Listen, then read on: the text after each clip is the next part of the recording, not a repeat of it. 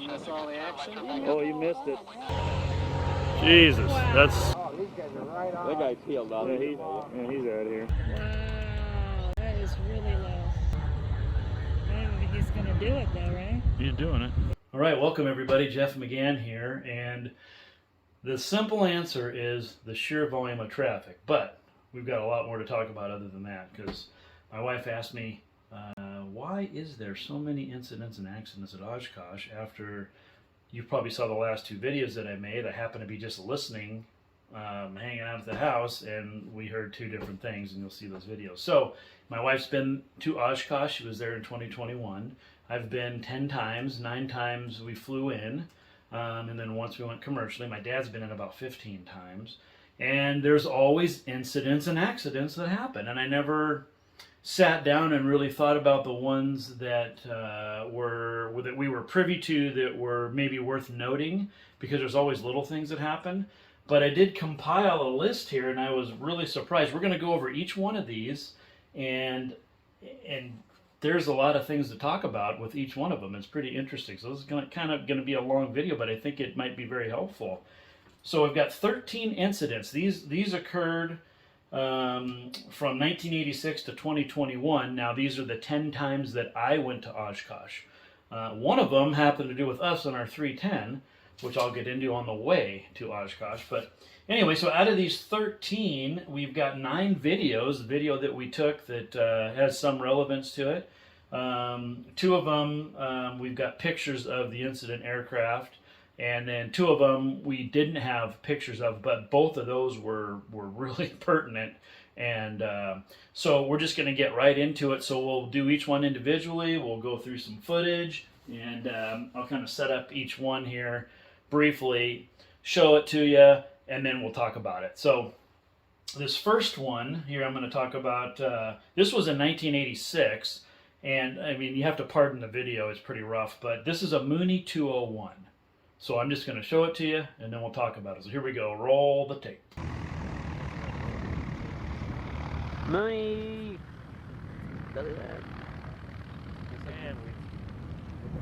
We just missed that. Oh, God. Almost planes up there.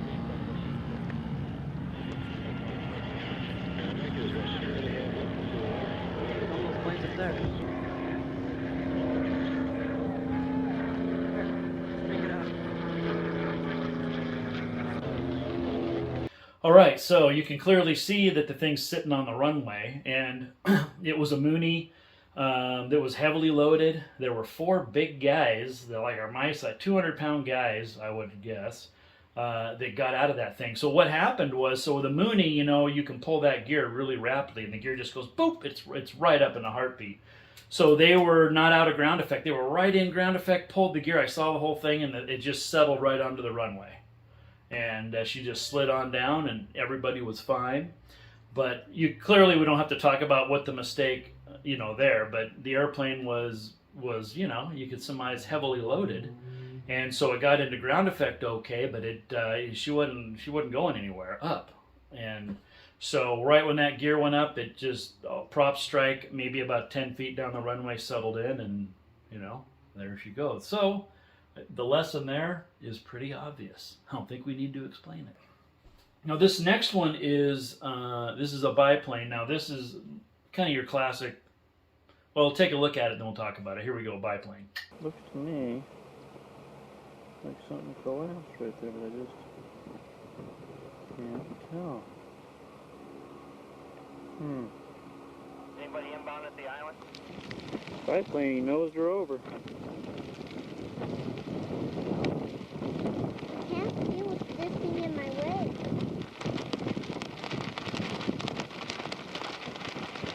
Now the flags are really blowing.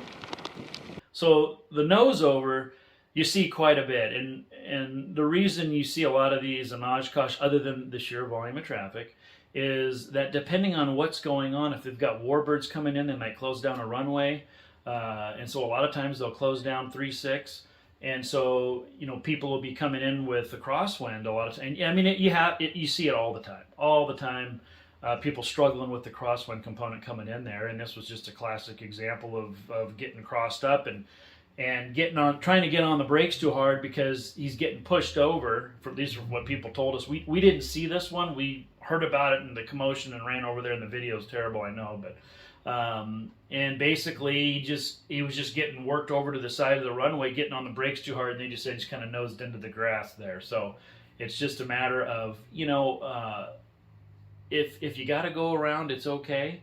And if the crosswind component's too much, then hey, I think the biggest thing that we learned flying in there, from the first times we went in to the last times is, look, man, relax, figure out what works for you. What worked for us was flying in on Thursday before the show. So show starts Monday, we flew in on Thursday. That was it was peaceful, beautiful. You could talk to the tower.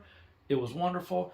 And the silver lining was you got to watch all the mass arrivals on Friday, and it turned out that, the air shows like Friday and Saturday, all these airplanes coming in, quite frankly. So for us, Thursdays. So something to think about. And I've not flown a tail dragger as far as landing one. I flew a T6, in the air when I was 12 years old, but I wouldn't have any relation to a tail dragger controlling it on the ground. But you all know that it's a little bit different than a tricycle gear. So this next one here is us, and what I want you to look at. This is our Cessna 310P. Taking off out of S36, which is in Seattle Crest Air Park, called Norman Greer Field now. And I want you to look at the right engine nacelle. I mean, the filming is kind of cruddy, but just look. It's a short piece of footage. Look at the right engine nacelle, and you're going to see oil streaking off of it. So let's watch that, and then I'll explain to you what happened there.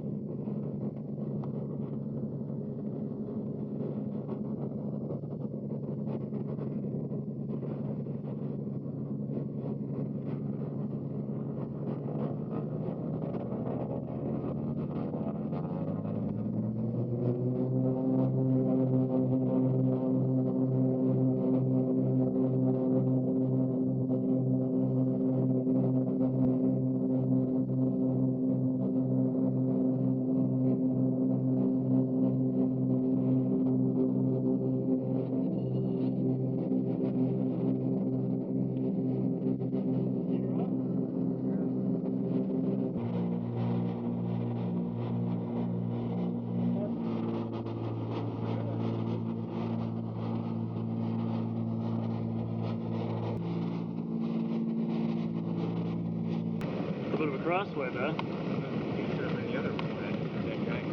So the oil was actually residual after what happened, which was we took off out of there at about 5:30 in the morning, and we were getting ready to start crossing over the Cascades, not to the Cascade Range yet, climbing towards it.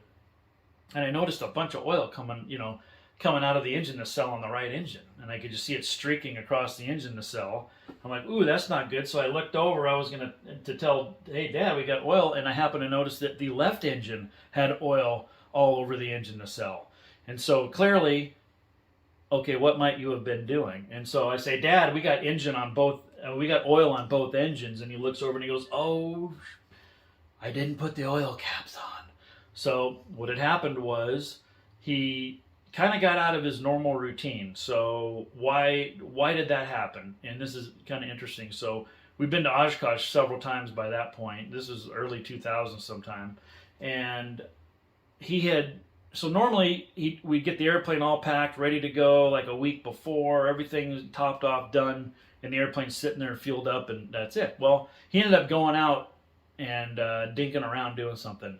For whatever reason, I don't recall. He just mentioned to me, oh yeah, I went out, and so then I wanted to check the oil. So he checks the oil and tops it off and forgot to put the oil caps on. So that was the mistake. And the thing that was good in hindsight, looking back on it, something to think about is that, you know, we never wanted to take off at night. Not that you shouldn't, but we just always, well, we want to take off in the daylight, which was really good because you could see the engine nacelles, you know.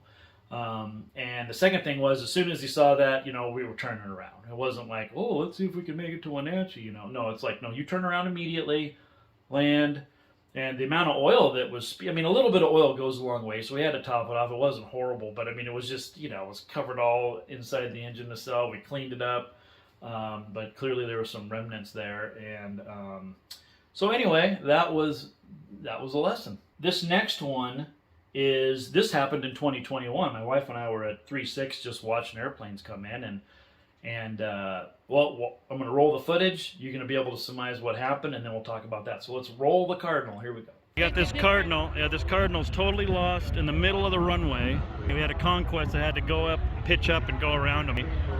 And exactly where this guy is, I really can't tell, but it's he's not in a real good spot. Getting an escort. Hopefully get him the hell out of Dodge before the other guy lands. Yep. Meanwhile, Conquest coming back.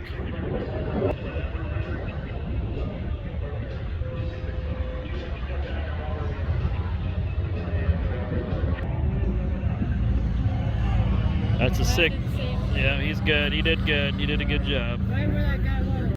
Okay, so you can clearly kind of see what happened. Now, why would somebody get themselves stuck on, like they were either on the runway or, I mean, they were somewhere within the parameter of being on, that was 3.6 right, okay? And they landed and then just froze there. And so there's a lot going on when you come in there. We have no idea, was it the first time that pilot's come in? The place can be overwhelming. And it can definitely be intimidating. You know, you come in there, you don't know where to go. I remember flying in the first time in 1986, and I mean, it was nuts. You know, in 1986, trying to, where are we going to park? Where are we? Keep going straight. I'm telling you, keep going straight. I'm telling you. What are we going to do? Where do we go? So basically, he got crossed up there and just stopped. And you know, I guess that's not necessarily a bad thing because at least he wasn't moving. And so the Conquest was able he went around and they sent a truck out to get the Cardinal. And, you know, I'm sure there was something, you know, to learn from that clearly. But that's kind of what it can do to you. You know, your mind and the human condition. You know, it's easy to sit there and just think, oh, you just fly the procedure. And, you know, you just, fly the airplane, fly the airplane. Yeah. I mean, everybody says all those things, right? But doing it is different than thinking about it, talking about it, practicing it, whatever. That environment is unusual, unique, and you know, I mean, it can be intimidating. So, but everything was fine. Conquest did a great job. Cardinal, I thought, actually just sitting there was good. It just, hey, I'm done. Help me, and they helped them, and that's, you know, that kind of stuff is normal stuff. I mean, to have this many that we can show stuff on. Now, this next one is involving a Cutlass RG. A Cutlass RG is a Cessna 172 retractable. And this was in 1986. I thought I had footage on this, and I just couldn't find it. It was terrible footage anyway, and all it was of the landing light. So what had happened here, this airplane was fully loaded, 4 people on board. So that'd be, you know, can be heavy in a 172 if you're going to go camp or something. So they were on the North 40, you know, kind of halfway between the threshold of runway 9 and runway 27, you know. And then, so if here we're looking at the runway, we're in the middle, Lake Winnebago right here. And this airplane calls in, says, hey, we're about to run out of gas. You know, I don't know how many miles out they were. Maybe they were kind of in the middle of the lake or something, straight in to 27, and the tower's like, hey, turn every light on that you got. And we're looking binoculars, and you could see a light out there. And I just remember he called in and said, hey, we're out of gas.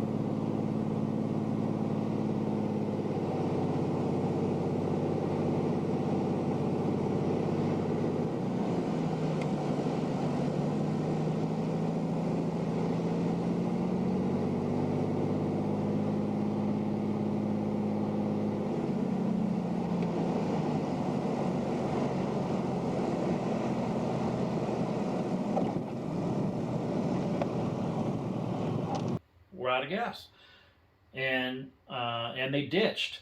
But nobody got hurt. The really nice thing was that it was a retractable gear. And so I would say, the mistake is fairly obvious, fuel planning. And the thing is, it doesn't mean that they flew in there with inadequate fuel. It is in their mind. And so if you're feeling like, hey, I'm just going to fly in with a 45-minute reserve like I would any place else for weather or what have you, in your mind, maybe that's your mental deal. Not necessarily an IFR reserve, because that's what that would be. But when you go into Oshkosh, you should have hours of fuel, because you can hold out there for what seems like days. You need to have alternates, and you have alternate 1, 2, and 3. It would be my recommendation. So you might be going to Fond du Lac, you might be going to Appleton, maybe you have to go to Milwaukee. But you gotta be prepared for that stuff, because of incidents, accidents, weather is a common occurrence there. And when you have mass arrivals, there's so many. Throughout the day, they'll close those runways multiple times for all kinds of different reasons, So keep that in mind. So in that situation, what they did that was good, what the pilot did that was good, was left the gear up. And I think there's been a few lately, videos of crashes. One of them I'm thinking of is a Bonanza off the top of my head, that they ditch it in the water and they have the gear down. No, have the gear up. Have the gear up. We had to put, we had an F-35 Bonanza. We had to put into a field, gear up, engine failure, whole nother story. But there's a video on our site. You can check it out. That was a thrill. All right, so now this next one, I also don't have video for. This one was super scary. Now, 2 of these incidents we're going to talk about, or accidents, did result in fatalities. This is not one of them, but it easily could have been. And this was an RV-7A, which is the tricycle gear RV.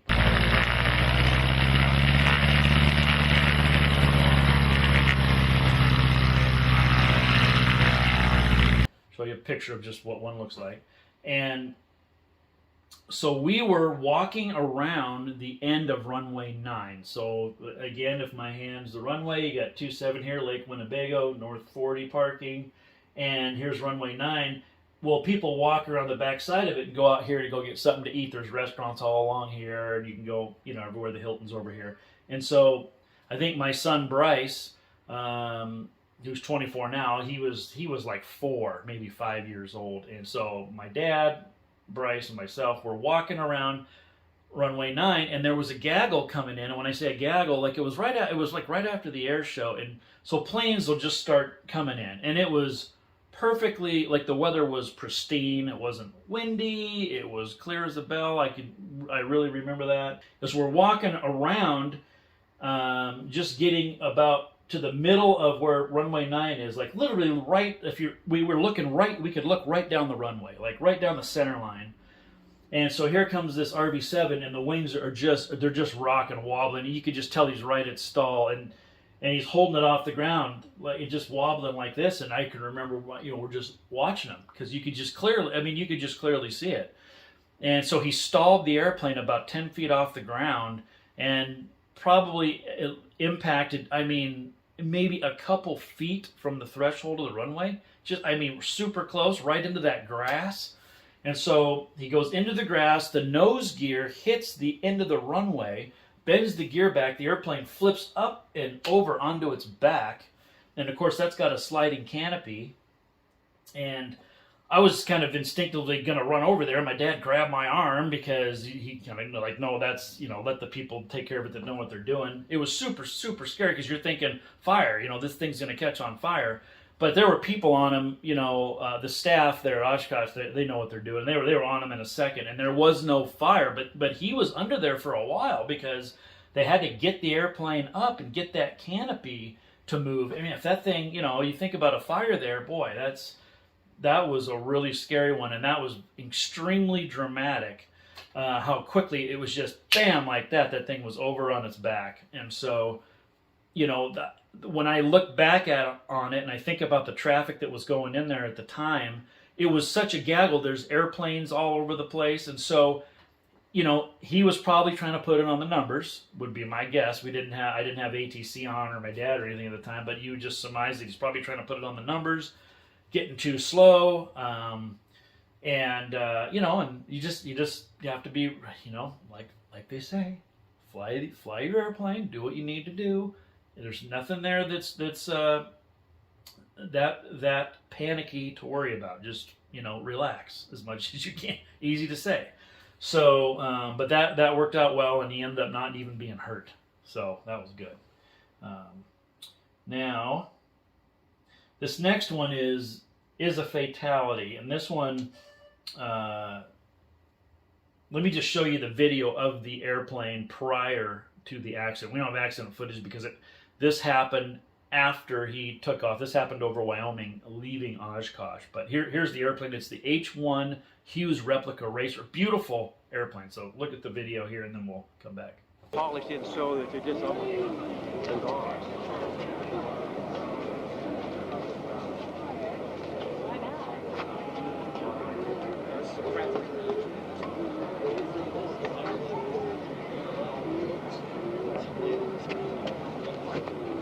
That's amazing.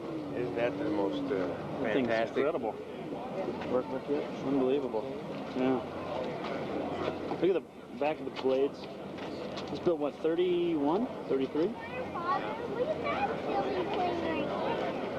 Okay, so this was in 2003, and this particular airplane they'd been having issues with the prop. The prop they'd been having a lot of problems with the prop, and unfortunately, that became the issue. So let me read you this. This is the NTSB report on the probable cause of the Hughes Racer replica, and this is a short version of it, but basically, the crash of a Hughes H1B Racer replica August 2003 was caused by the loss of a propeller counterweight in flight. The NTSB said in its final report the pilot then lost control of the airplane during a forced landing attempt and spun into the ground. The crash took place in Yellowstone National Park as pilot James Wright, 53, of Cottage Grove, Oregon, who had built the replica, was flying it home from Oshkosh. The propeller was a highly modified constant speed prop with a history of control problems, the safety board said. The NTSB said it found nothing to indicate that Wright, who was killed in the accident, had any physical problems that might have contributed to the crash. Wright was wearing a parachute at the time of the accident.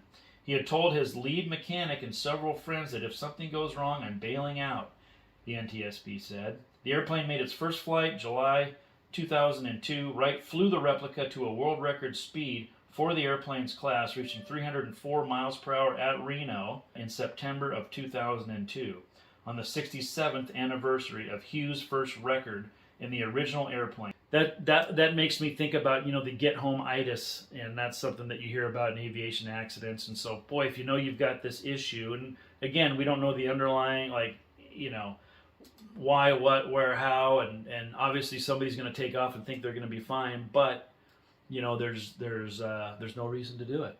I mean, just quite frankly, if you got something going on, now that airplane's slippery, it's fast.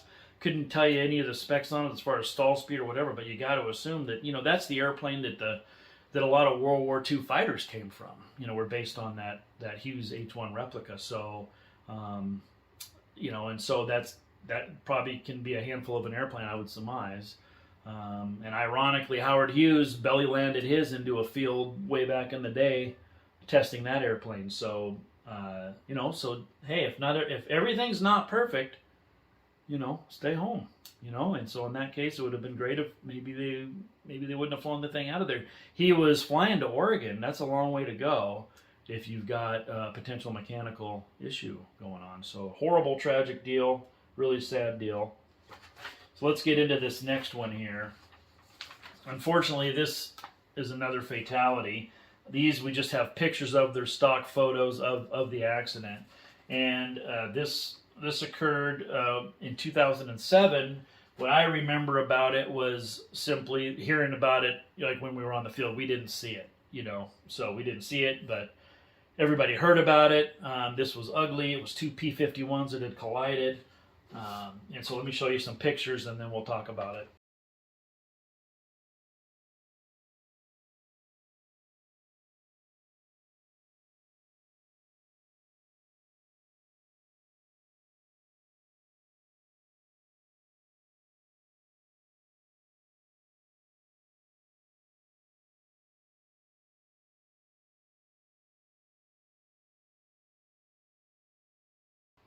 Okay, so this was, I'm just going to read you this report from the NTSB, and this, and just surmise it for you, just to kind of give you the breakdown.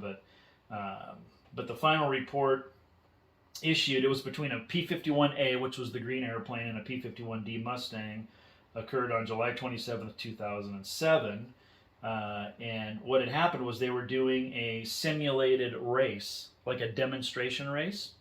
And let me find it on here. Gerald S. Beck of North Dakota was flying the green-winged P51A that apparently collided with the P51D, flown by Casey Odegaard, as both aircraft came into land on the 27th of July, following a simulated air race performance during the air show. Beck's plane flipped, and you saw what happened. As the two wings touched, Beck was killed in the accident. Odegaard was able to exit his airplane under his own power, and he was fine. And the NTSB report stated, so there were 5 aircraft doing this demonstration race. So stated, as the 5 aircraft in the demonstration were recovering, there was confusion over the landing intentions of the P51A. Odegaard in the P51D reported he thought the pilot of the P51A, green-winged P51, was departing the pattern and not landing at Oshkosh as he was established on the downwind. However, the P51A was observed on a base leg at about 1,000 feet on a southwesterly heading with its geared flaps retracted as the P51D turned to base. As the P51D turned final, the P51A also turned inbound for landing behind it and transmitted precious metal 1 mile final. But Odegaard, the pilot of the P51D, did not hear the transmission. And so neither pilot knew the other one was doing what they were doing. And I'm not sure why the green-winged Mustang couldn't have seen the P51D, but maybe it was in his blind spot. I mean, the P51D is here, and it sounded like he's coming at a base like this.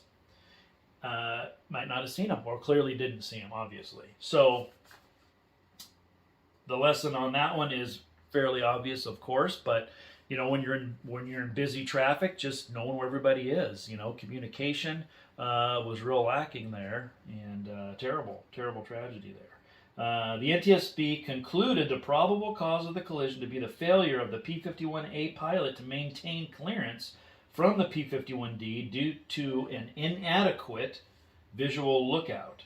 Contributing factors to the accident included restricted forward visibility of the P51A, the air race team representatives' inadequate flight brief, the failure of the Airbus to recognize the lack of separation between the airplanes on short final, and the diminished air-ground radio communications during the air show. So a lot of factors on that one. Now, this next one here, this is going to be you're going to see a Cub. And what happened here, I'll explain it to you right now before I show you the video on this one, because you're going to wonder, well, what was that about? This was actually a mid-air collision where both airplanes ended up being just fine, but this pilot did not know what kind of damage or if something was going to fall apart or what have you. So here's the video. Here's my dad and I going, what's going on? So let's roll that.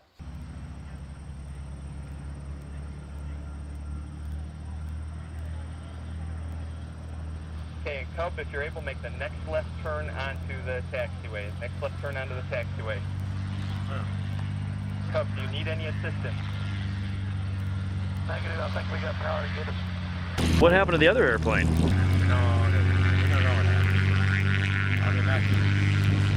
Hopefully. The guy might have seen the story getting a priority landing. Yeah. I don't know. We'll find out about it tomorrow, baby. Okay, so we had heard on the radio prior to that filming part of it that there was something going on. There was an airplane coming in that had been involved in a mid-air collision. That's all we knew. And so got to be careful out there again, Now we have ADSB. At that time you had TCAS. Now whether that Cub would have had a TCAS, I have no idea. Now this next one, another Mooney, and this was another classic case. So let's roll this footage and check it out. Prop. Got the whole crowd.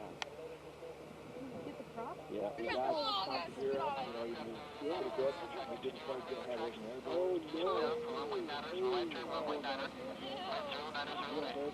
So did you have a thrill there seeing that thing come at you? Yeah, that was pretty thrilling. I was amazed he was able to control it and get it stopped so fast. Oh wow! I thought he was gonna cartwheel for a second there. I thought he was gonna roll it up into a ball. Yep, it looked pretty bad. I miss all the action. Oh, you missed it. Very lucky. Oh, he just hammered. I mean, the thing just hit engine first into the ground.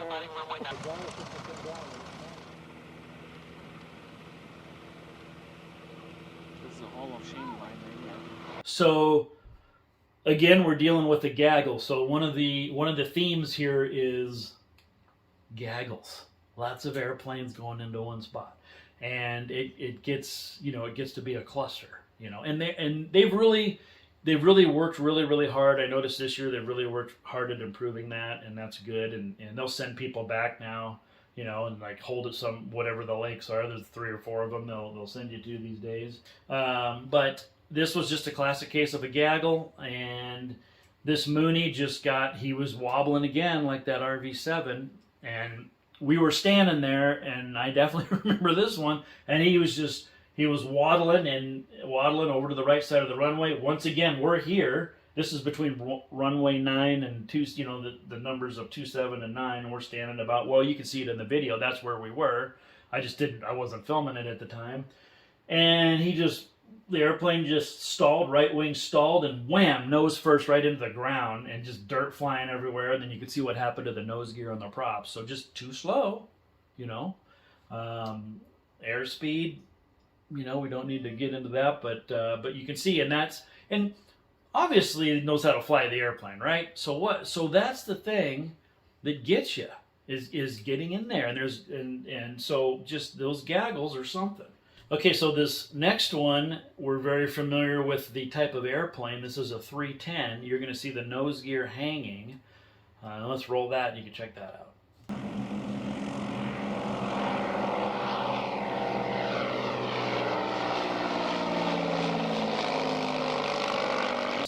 That video that you saw was an overfly of the runway to have the tower check it out. So he had radioed in that, hey, look, I'm not getting a nose gear light.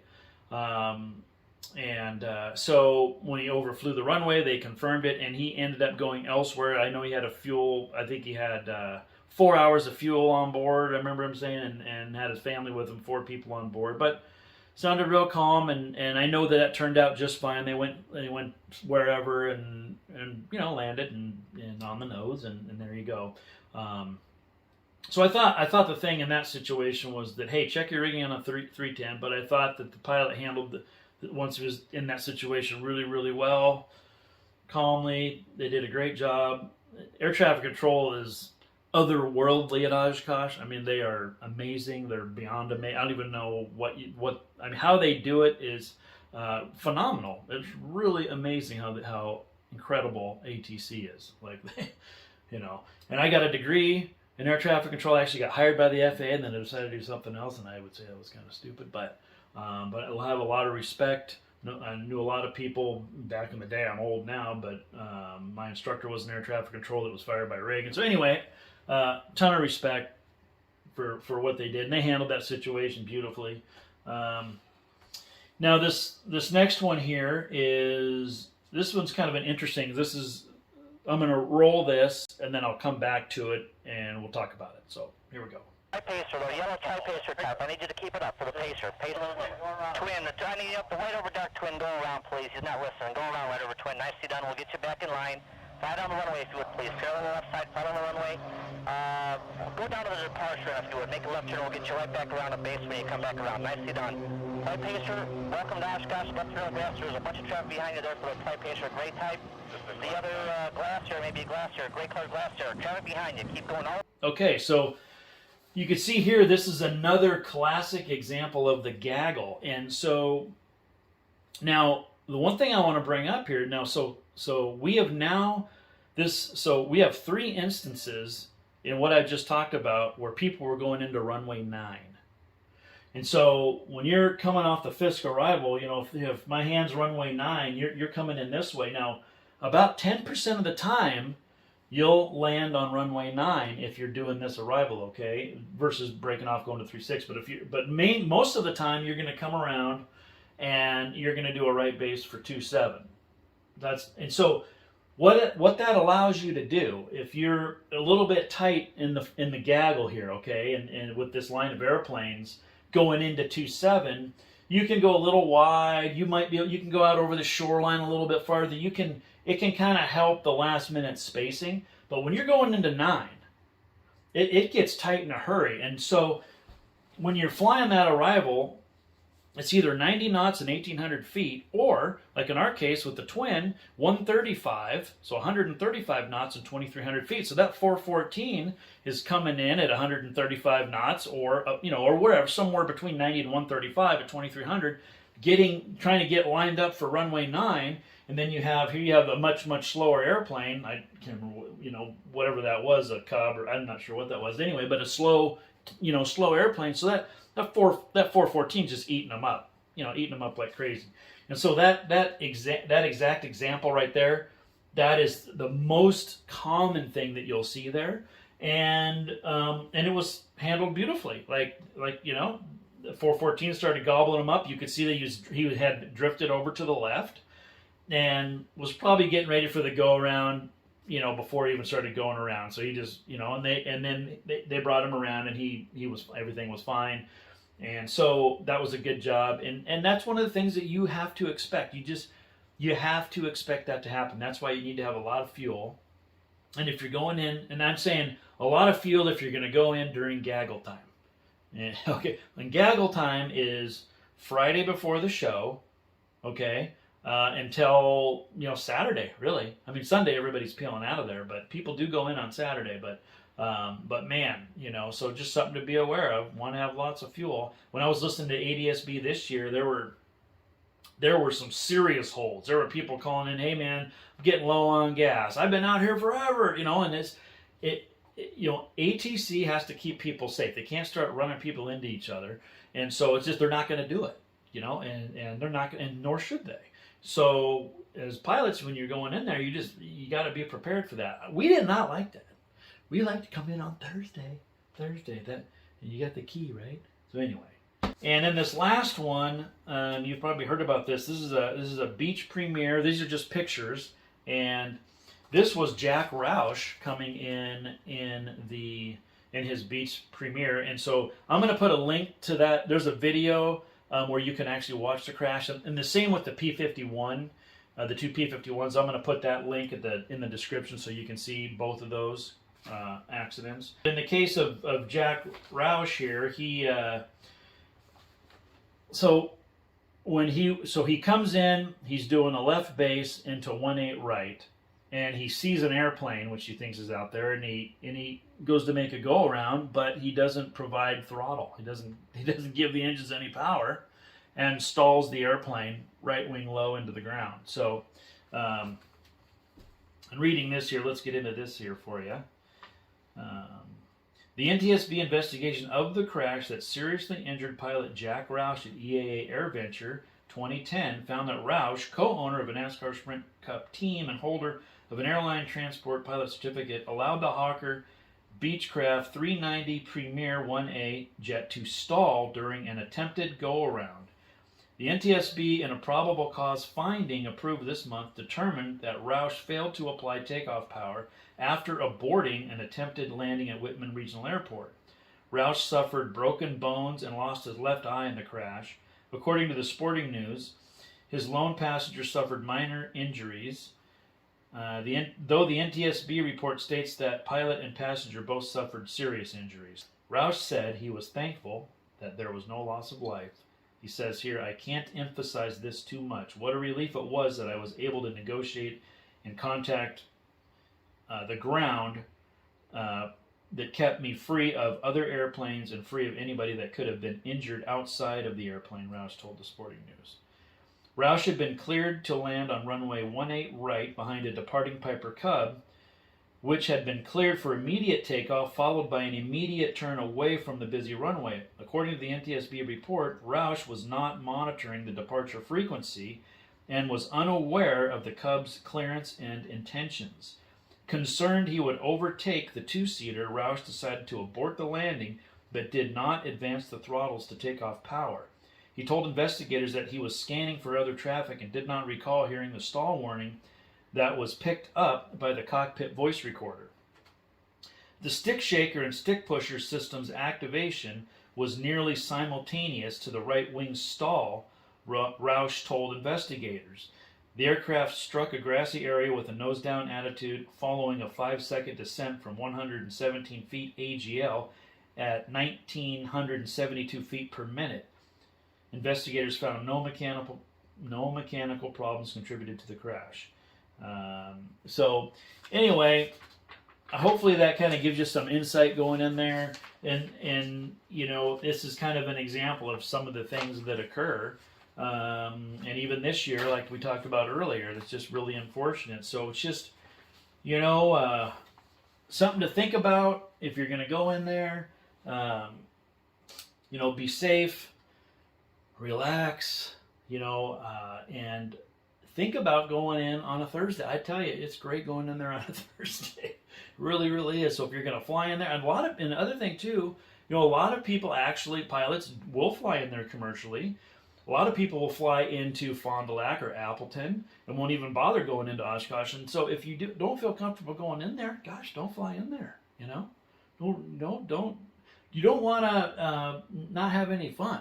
You know, and so our game plan was this too. In addition to going in on Thursday, we planned to leave between Wednesday and Sunday. You know, Wednesday and Sunday, because sometimes you get some bad weather rolling in there. And I would take a couple of weeks off of work, plenty of time. I remember telling my boss, hey, you know, I might not be back in 2 weeks. I'm not going to die over it. So anyway, just something to think about so then you can have a really nice time. And so we would do that. And sometimes we would leave on Thursday because of bad weather on Wednesday. And there were a few times where we just stayed intentionally because we wanted to as well. Or we were going farther east or you're visiting family. But anyway, I hope that helps you. If you have any questions, please let me know. I know it's kind of a long-winded deal, so I apologize. I was thinking about breaking it all up, but it's like, you know, you can kill it if you don't like it. So anyway, thanks so much. If you like it, hey, maybe subscribe or something. See you later. All the water's gone. Oh no.